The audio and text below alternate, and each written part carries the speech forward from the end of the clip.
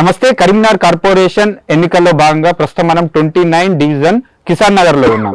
ఇక్కడ భాజపా అభ్యర్థిగా సోమిడి వేణు ప్రసాద్ పోటీ చేస్తున్నారు. సో డివిజన్ కు తోటి వారికి ఉన్న అనుబంధం, సో డివిజన్ లో ఏమంటున్నారు ప్రజలు, ప్రచారంలో ప్రజలు ఏం చెప్తున్నారు, పోటీ ఏ పార్టీలకు ఉంది అని వారి మాటల్లో తెలుసుకునే ప్రయత్నం. బ్రదర్ నమస్తే, చెప్పండి.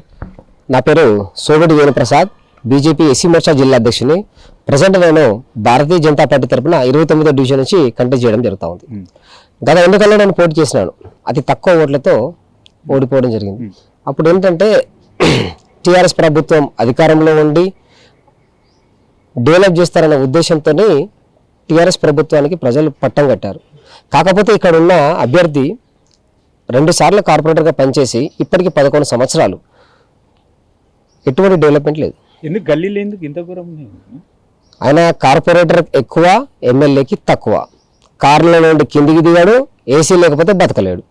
అది ఆయన పరిస్థితి. అంటే డివిజన్ ప్రజలకు అందుబాటులో ఉండేనా? డివిజన్ ప్రజలకు అందుబాటులో ఉంటే పబ్లిక్ ఒపీనియన్ ఏంటంటే అది పొద్దంతా ఆఫీసు, రాత్రి అయితే బారు. ఆయనకి ప్రజలు అంటే కష్టం వచ్చినప్పుడు డివిజన్ ప్రజలు ఏడిపోతారు, ఎవరికి చెప్పుకుంటారు, ఎవరు అందుబాటులో ఉండే? ఇప్పటి వరకు ఆ డివిజన్కి ఎటువంటి ఆపద ఉన్నా, ఎటువంటి కరోనా టైంలో అయినా కానీ ఎవరు పేదవాడు చనిపోయిందంటే నా వంతుగా నేను పోటీ చేసిన అభ్యర్థిగా పోయినసారి 3,000 రూపాయలు 5,000 రూపాయలు దాన సంస్కార ఖర్చులకు ఇచ్చి, వాటర్ ట్యాంక్ తెప్పించి, రూపాయి పథకం పెట్టించి ఆ కార్యక్రమం అయిపోయే వరకు నేను వాళ్ళకి సహాయం చేస్తూ అందుబాటులో ఉంటే వాళ్ళ కుటుంబ సభ్యుడిగా వాళ్ళ బాధలు అర్థం చేసుకొని దగ్గరుండి నేను చేదోడు వాదోడుగా ఉండాను. ఇప్పటికీ గత కార్పొరేషన్లో వచ్చిన స్మార్ట్ సిటీ నిధిలో భాగంగా కేవలం గాంధీ దగ్గర నుండి కిసాన్ నగర్ రైల్వే స్టేషన్ మాత్రమే ఒక రోడ్ నిర్మాణం జరిగింది.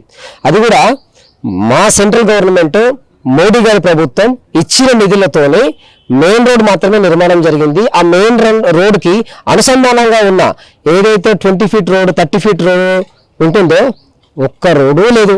మీరు రండి, స్వయంగా నేను మీకు చూపిస్తా. ఇప్పటికీ 11 సంవత్సరాలు పబ్లిక్ నరకయాత్ర అనుభవిస్తూ ఉన్నారు మా కిసాన్ నగర్ 29వ డివిజన్ పబ్లిక్. వర్షం వచ్చిందంటే వరద ఇంట్లోకి వస్తుంది. వర్షం పడితే వాళ్ళకి భయాందోళనలో బతుకుతూ ఉంటారు.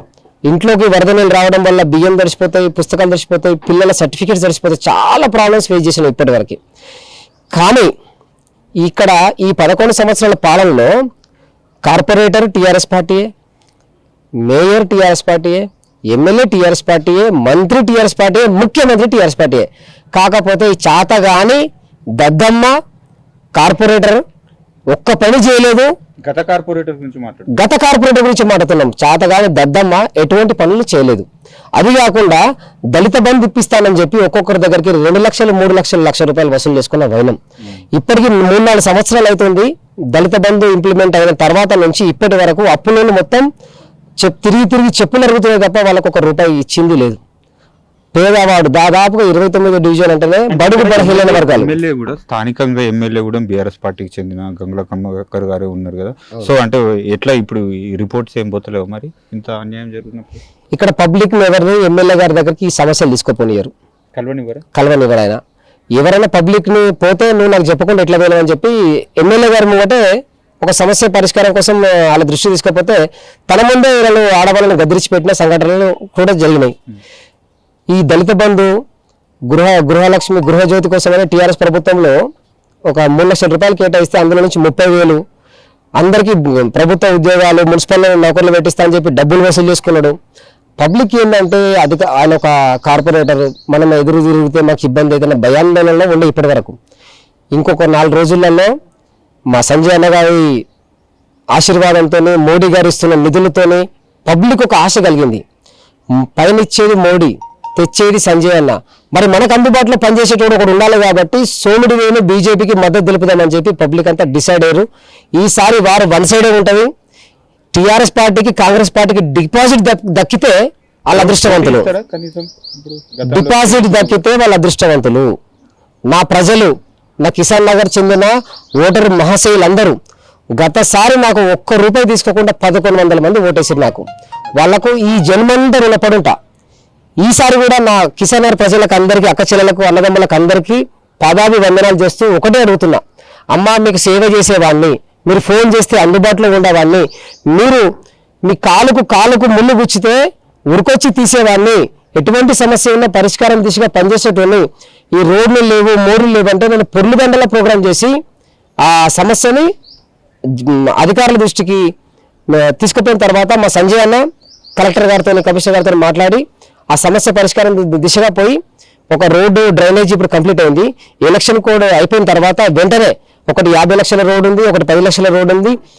టెండర్ ప్రక్రియ కంప్లీట్ చేసుకొని ఒక 3 నెలలలో కిసాన్ నగర్ ప్రజలకు శుభవార్త తెలుపుతూ రోడ్లు డ్రైనేజీలు అన్ని కంప్లీట్ చేసుకొని కొత్త కరెంటు పోల్ వేసి ఎప్పుడో 20 సంవత్సరాల కింద వేసిన రోడ్లు మోరీలు కరెంటు పోల్ ఉన్నాయి. ఆ లైట్లు కూడా చేంజ్ చేసే తీరిక ఓపిక మా స్థానిక మాజీ కార్పొరేటర్ లేకుండా పోయింది.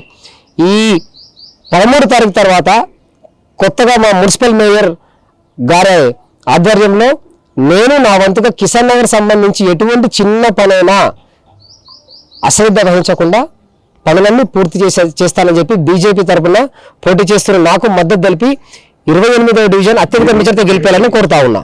మీరు అందుబాటులో ఉంటా అంటున్నారు, డివిజన్లకు సమస్యలు పరిష్కరిస్తా అంటారు. సో మరి అంటే ఎలక్షన్ ఆ టైంలో ఆ 1-2 రోజుల్లో డబ్బు ప్రభావం ఏం చూపదంటారు?